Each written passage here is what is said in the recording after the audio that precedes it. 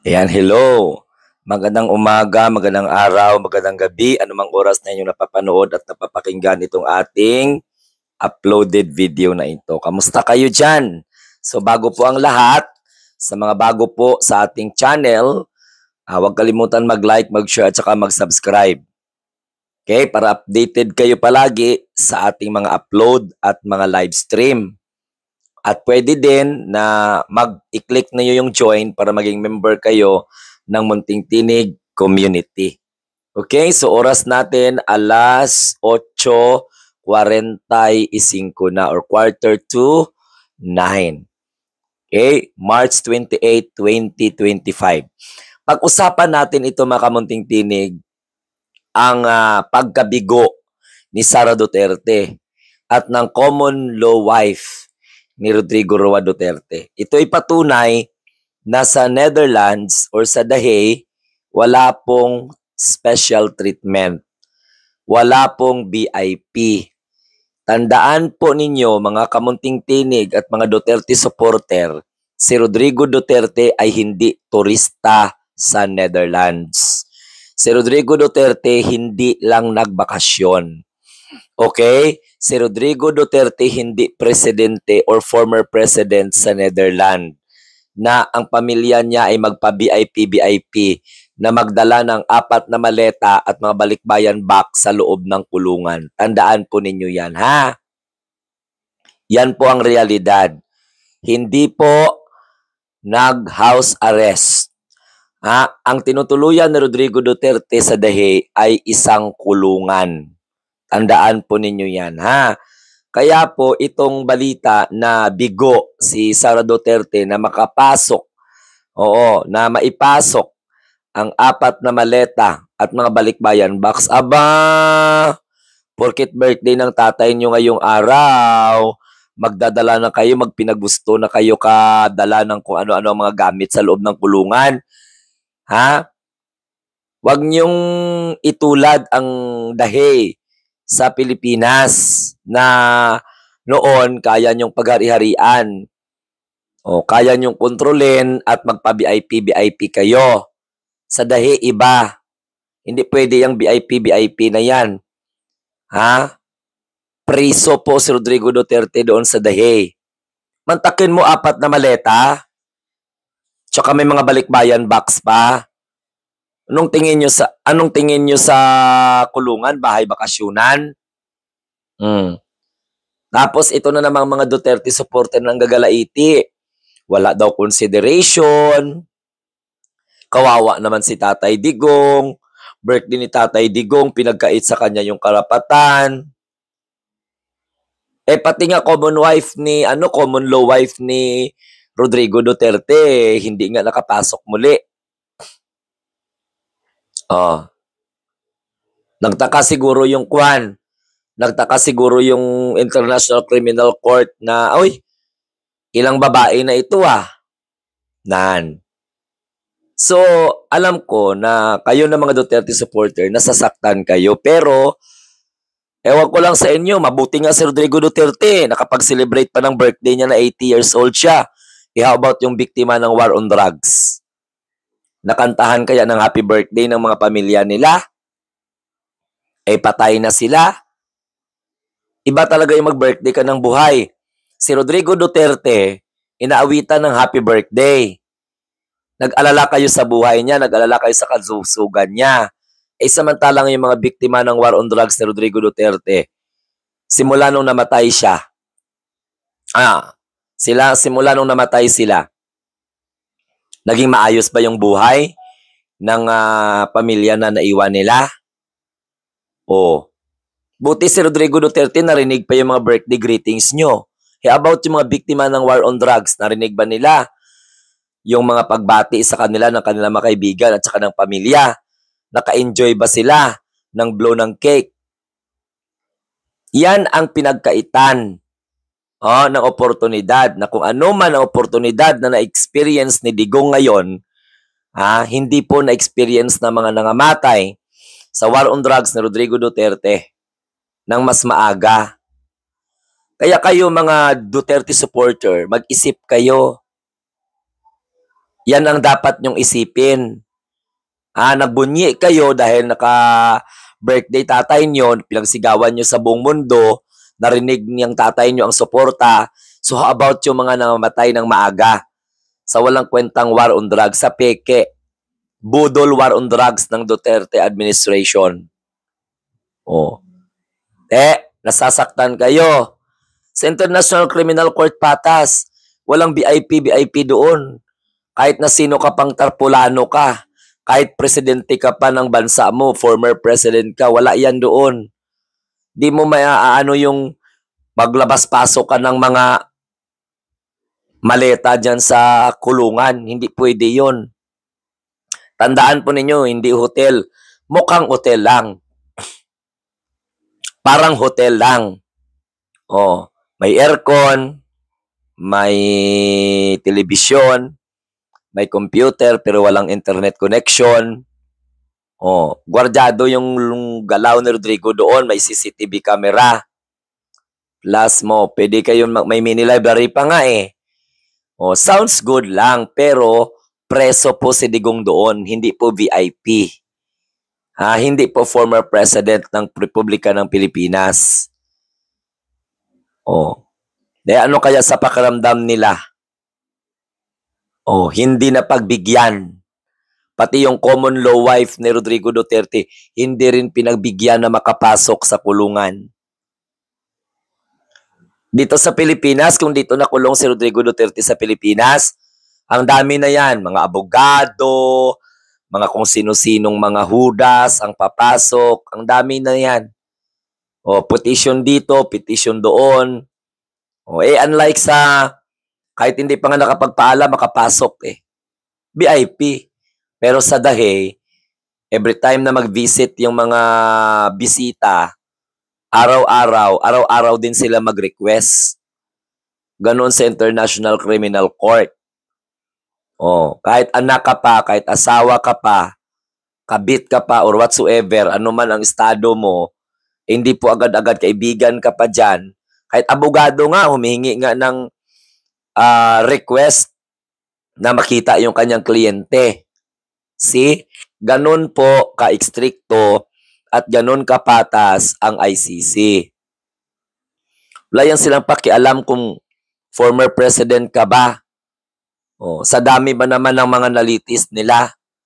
So walang special treatment yan doon. Hindi ka pwede na magdala ka lang ng malita dyan or mga chocolate or kung ano man ng mga pagkain. Dadaan po yan sa security at dadaan po yan sa approval. Araw-araw kung gusto mo mag-visit, hindi pwede na pag gusto ka lang, 1 oras sa 1 araw lang na. Okay? Hindi mo pwede mabili yung mga doon, mga taga-ICC. Dito sa atin sa Pilipinas, may consideration pa. Lalong-lalo na kung kada mo request mo, mag-grant ka. Doon, kahit mag-request ka, kung hindi ka mag-grant, hindi ka mapipilit. Hanggang sa mag-iyak-iyak ka na lang. Ayan sumbong ka sa media na hindi pinapasok yung 4 na maleta. Very stricto doon. Aba, mantakin mo. Tandaan nyo, baka nakalimutan nyo, mga Duterte supporter. Inmate si Rodrigo Duterte sa ICC, hindi po bisita. Okupado siya ng 1 kwarto doon bilang suspitsado. Hindi siya turista doon. Suspect siya ng crime against humanity. Naharap sa confirmation of charges sa September 23, 2025. By the way, maaga pa. Naglibot-libot na, ng gulo na, ng ingay na ang mga DDS. Celebrate daw nila yung 80th birthday ni Rodrigo Roa Duterte. So every time na pinagsasabihan ninyo si Rodrigo Roa Duterte ng happy birthday, nakalimutan nyo, again, sasabihin ko sa inyo, may mga kaluluwa na hindi po narinig ang happy birthday ng mga kapatid nila in person. Yan, nakatingin lang yan ang kaluluwa nila.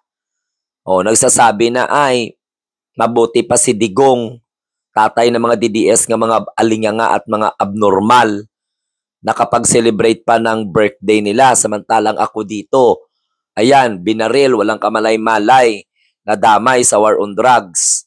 No, hindi ko alam kung kailan ako makakahanap ng hustisya para makita naman ng pamilya ko ang ngiti sa kanilang mga labi.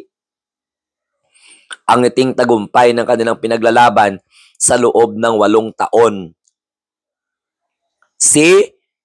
So sana makarealize kayo niyan. O again, bigo si Sara Duterte na maipasok ang kanyang mga maleta, 4 na maleta. Eh, bit, kita natin sa picture, bit, palabas. Hila-hila ng security aid ni Sara Duterte. Si Hanilet kasama ni Kitty, hindi din pinagbigyan na makapasok muli. Ewan ko lang ha, wala tayong balita kung talaga nakapasok ba si Hanilet doon or kaya hindi po pinagbigyan. Alam mo naman, hindi magkasundo si Elizabeth Zimmerman at saka si Hanilet Abansenya, yung common law wife ni Rodrigo Duterte at saka yung kanyang original. Oo, yung nanay ni Sara Duterte, ni Baste at saka ni Pulong, ayun, hindi magkasundo sa nanay ni Kitty. Oh, yan yung mga realidad dyan. Oh, magtaka siguro yung ICC, ilan ba talaga yung asawa ni Rodrigo Duterte? Yon. So, yan mga kamunting tinig, ang patunay na good job, no, sa International Criminal Court dahil hindi kayo nagpatinag, no? Porket former president yan, magpinagusto lang kayo. Oh, porket powerful kuno yan na tao noong una. Tapos pinagusto lang kayo. By the way, happy birthday. Oh, wag kayong mag-alala kay gagawa ako ng birthday greetings ko kay Rodrigo Duterte. Ha? Para baka may sabihin nyo masama kaming tao. Mag-enjoy kayo sa pagdiriwang. Wala namang problema yan, mag-enjoy kayo ng pagdiriwang ng birthday party ng tatay nyo na hindi nyo naman ama. Pero dapat, bawat sambit nyo ng happy birthday, nakalimutan nyo, may kaluluwa na nakatingin na ayun, no?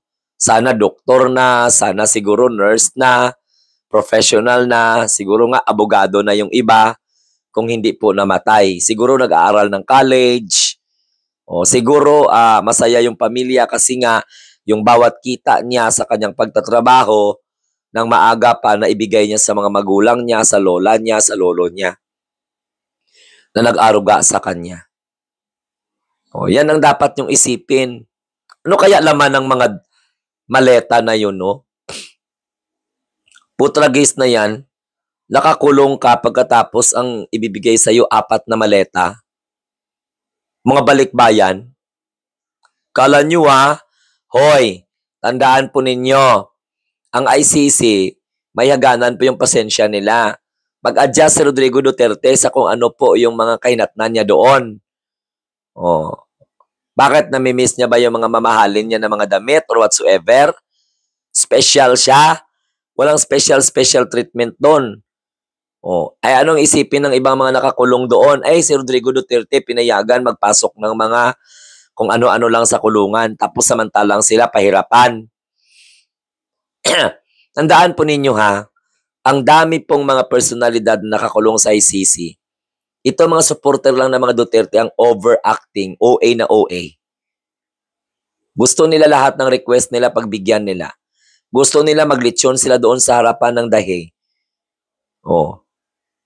Gusto nila siguro magdagdag pa ng security sa panggugulo nila dyan. Mga mal-edukado tong mga dali lang may alga-live pa ko. Di ba mga mal-edukado nga mga Duterte supporter. Okay? Mga wala pulos, mag-isip. Yan ang mga sinasabi ko sa inyo mga DDS. Dahil lang sa sobrang suporta nyo kay Rodrigo Duterte, hindi nyo naisip na other side of the coin, may biktima yan. mga kababayan natin na mga mahihirap, biktima ng war on drugs, namatay ng maaga, hindi natapos ang kanilang sinimulang misyon na ayusin ang buhay ng kanilang pamilya as a breadwinner. Ha? Kaya kayo na mga alinganga, magising na kayo sa katotohanan. Okay?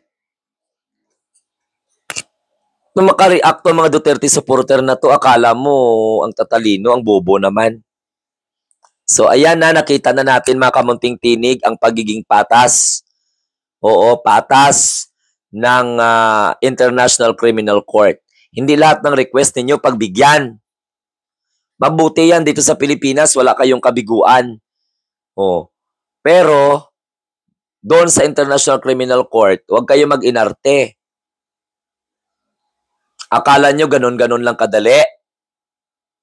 Ha? Akala nyo ganun-ganun lang kadali na every time na mag-request kayo, andyan na kaagad? Oh. Diba? Umalis si Hanilet Abansenya at saka si Kitikiti Duterte sa detention center. Oo. Hindi nila nabisita si Rodrigo Duterte. Alam nyo kung bakit? Ayan, hindi sila pinagbigyan. Oh. Hindi nila nabisita si Digong. Oo. Tapos hindi na sila sumasagot sa tanong ng media. Bigo, wala. Hindi kayo pwede na maghari-harian doon. Tsaka ito pa. May passport naman pala. Siguro nag-process ng ilang araw. Oh, sige. Kasi hindi nakasama si Hanilet eh. Oh, hindi nakasama si Hanilet paghatid kay Digong, wala daw passport.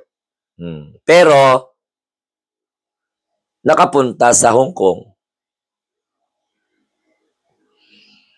Yan na mga kamunting tinig, si Sara Duterte din, bigo din na makapasok ng 4 na maleta. Ano kaya mararamdaman nyo? VIP kayo. Again gusto ko lang i-emphasize, si Rodrigo Duterte kulong sa ICC. Ang ICC detention facility hindi po kwarto para sa mga turista, kundi kwarto para sa mga suspitsado, suspect sa crime against humanity. Ang International Criminal Court Detention Center hindi po bahay ni Digong na kahit ano na lang ipasok doon. Huwag kayo masyado maghingi ng comfort. Right? You're not special sa International Criminal Court. Baka nag-iisip kayo, okay, sige. Former president naman yan. Hello. Wala yan pakialam mga ICC kung ilang milyon ang inyong tagasunod. Mas mahalaga ang damdamin ng mga biktima kaysa sa mga akusado sa International Criminal Court. Tandaan nyo yan. Kasi nga, karapatan ang pinahahalagahan. Si Rodrigo Duterte, mahalaga naman yung karapatan niya. Kaya nga siya nililitis due process, di ba? Yan ay isang hakbang sa paggalang ng karapatang pantao para mabigyan si Rodrigo Duterte ng chance na ipagtanggol ang kanyang sarili at ipawalang bisa lahat ng mga accusation laban sa kanya. Yan ay isang paggalang ng karapatan na mabigyan ng kaukulang respeto. Yung mga biktima ng war on drugs ni Digong, na mga hindi po napatunayan sila ay mga adik, nadamay lang, na-enjoy ba nila yung kanilang due process? Na-enjoy ba nila yung kanyang karapatan? Nakakuha ba sila ng due process at ng hustisya? Wala.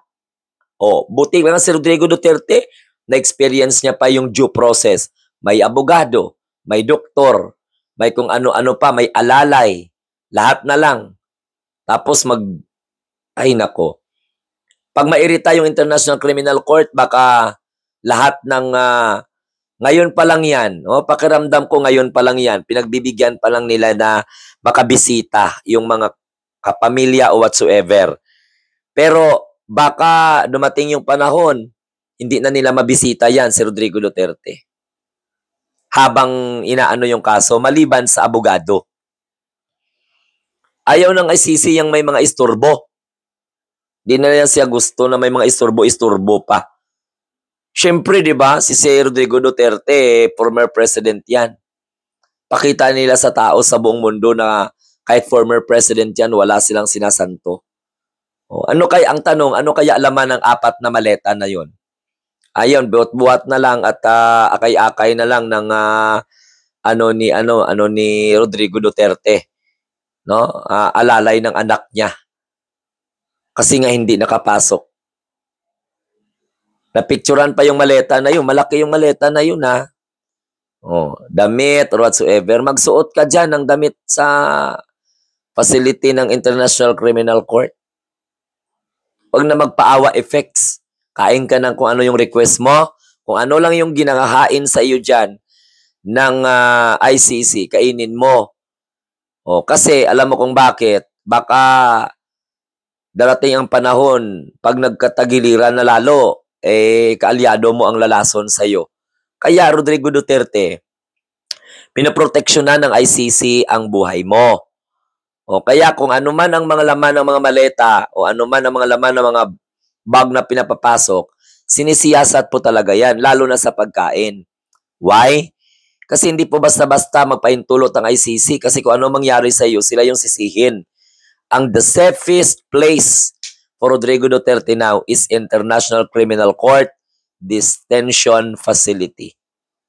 Pag sumunod lang siya dyan, wala siyang problema. Ang pinakaligtas na lugar para kay Rodrigo Duterte, hindi sa tabi ng kanyang mga kaalyado, kundi sa loob ng International Criminal Court Detention Center o kulungan in short. Yan ang pinaka-the best na mailigtas si Rodrigo Duterte sa anumang kapahamakan habang nililitis ang kaso o lilitisin pa lang yung kaso. Hindi ligtas si Rodrigo Duterte sa tabi ng kanyang mga kaalyado. Again, uulitin ko, delikado ang buhay ni Rodrigo Duterte sa kanyang mga kaalyado. Lalong-lalo na yung mga sangkot sa crime against humanity, no, panahon na siya ay naging Pangulo ng Republika ng Pilipinas. So hanggang dyan lang. Maraming salamat. Again, yung common law wife ni Duterte at saka ni Bigo na makabisita. Plus, itong si Sara Duterte, Bigo din na makapasok ng mga paninda?